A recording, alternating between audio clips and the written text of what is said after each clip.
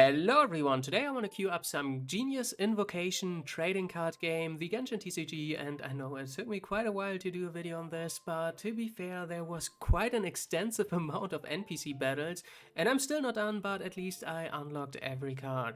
So I guess I just queue up right away and talk a little bit more about this while playing.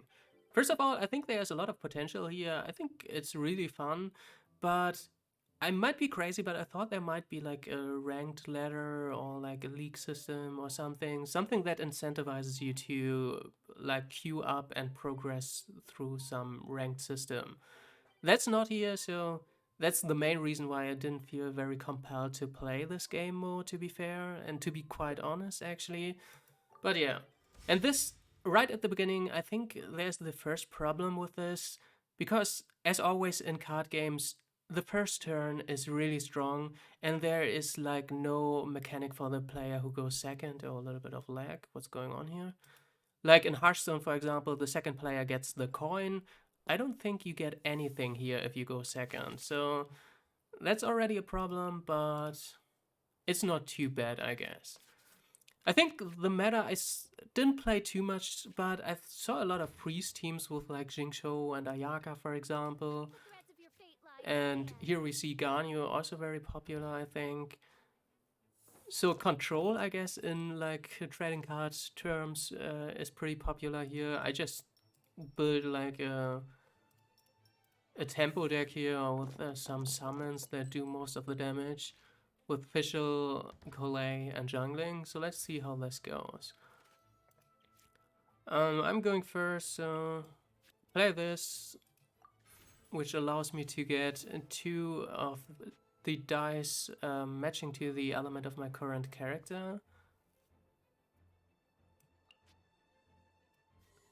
This card is always nice because if you switch to a new character, you get 1 energy, and this card automatically switches to the next character after you press a skill. So this will automatically give me 1 energy on my Collei after I summon Oz with Fischl here.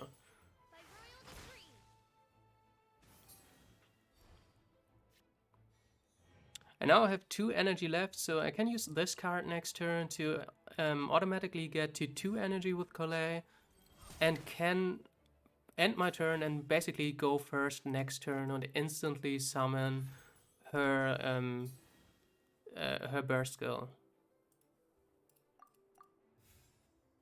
So yeah, this is a tempo deck, which means you just want to run down your opponent really quick before you run out of steam. And I'd say the opponent is playing a control deck, meaning you want to freeze my characters as much as possible to slow me down, and I basically get overwhelmed if too many turns pass.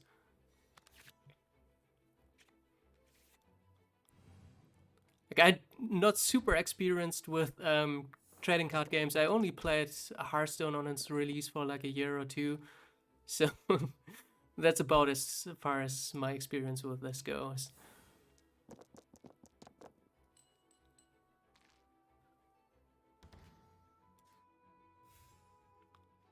So now I press this like I said first. Is there anything else to do?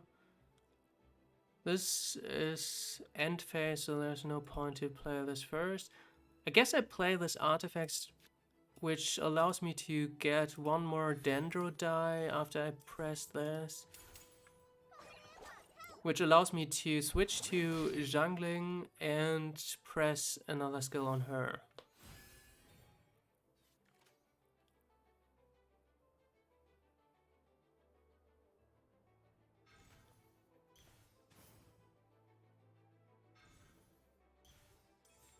I assume...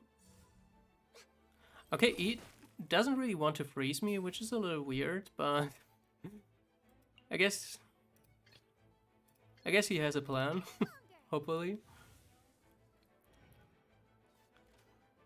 Okay, and this is what I mean by running out of steam. You see, I only have 2 cards left, and I might want to play this for card draw, but I think I just go for the tempo play and just convert it to Pyro and summon Xiangling's Goba. Next turn, I will be able to press her elemental burst skill if she lives, because I will go second. And then I can put a lot of pressure on, and let's see how this goes.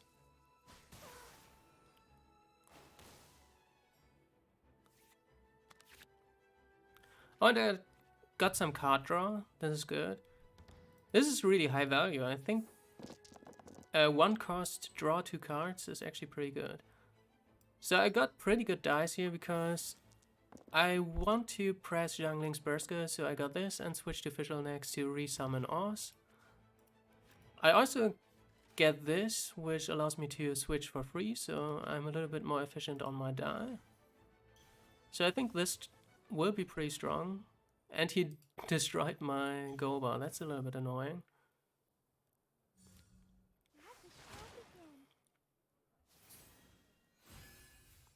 But I guess I can kill Barbara here. Yeah.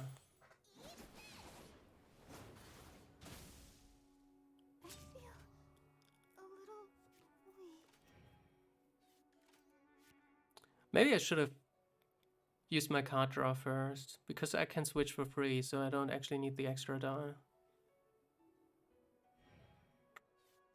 Actually, I'm not gonna switch for free. I'm just gonna switch to Fischl and use this card to get the 3rd Electro die. It's better on curve. I mean, I use all my die up, and I still have card draw for next turn or some flexibility with this card, which allows me to get 2 Omni die.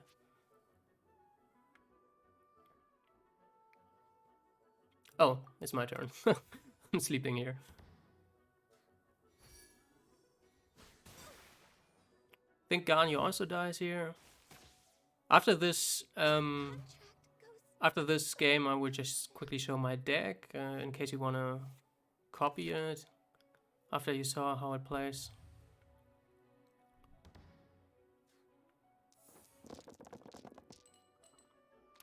Oh wow, we don't need this much. Yeah, there's... Do I need to set up for the burst skill? I could do that. I could resummon Oz.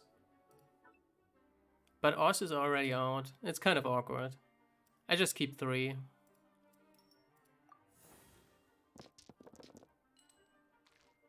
Well... He might just die, honestly, because I still have Xiangling's burst skill. But I don't have Quicken, so... Resummoning Oz probably does pretty much no damage.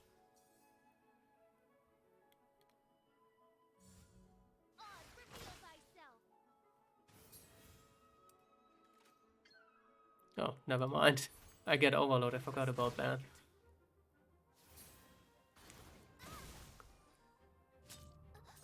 Well, that went pretty well, I'd say. But like I said, we also went first, and first turn, especially for a tempo deck, is pretty strong, which is a little bit my concern with this game. Hopefully, they might make it a standalone game. I think the Witcher series did it with, I think, Gwent it's called. So that would be pretty nice, because I imagine they don't really want to add a competitive game mode or whatever you want to call it to Genshin Impact. So I guess that's where there's no ladder. Even though this is completely free to play, you can't use Primogems whatsoever here, which is a good thing, and which would probably not be the case if you make it a standalone game. So first of all, I don't really use weapons because most of the damage is from summon, so I only use this to gain the extra die. And Collei does some decent damage with her elemental skill, so I use it mostly on her. Otherwise, it's just artifacts for the extra die and the elemental skill cost reduction or burst skill cost reduction. This also generates some elemental die. Collei's skill is the only one I use because it does some extra damage. This one is just some normal attack stuff for extra pyro damage, 1, which isn't super impressive for 4 cost, I believe. So yeah, that's pretty much that for the character cards. For the left side summons, I don't know what they are called. I only use card draw. I'm not sure if I really need this. 2 cost is also a little bit awkward. This one, I use a lot of artifacts. This is a very high value, especially if you draw it in turn 1 in your opening hand. Energy, this deck is all about getting a lot of energy, and it's 2 cost random die, so that's really nice.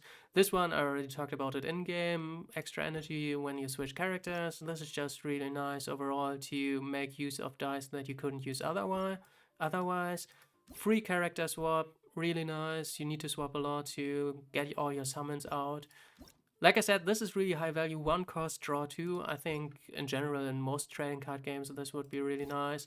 This just allows you to do 2 turns in 1 basically, because switching characters and using a skill is both 1 turn. So for 1 cost, this is pretty amazing as well in my opinion.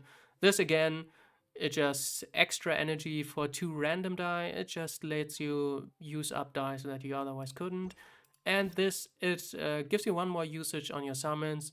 Really nice for 1 cost. Again, if you have 3 summons out with this card, it's pretty, you can pretty consistently do it if you draw it. So that's a lot of pressure you can put out on your opponent. Anyway, that's it. I think you can also share the decks. I might do this in the comments, so look there if you want this deck. Anyway, stay tuned for more videos. Until then, have fun and bye bye.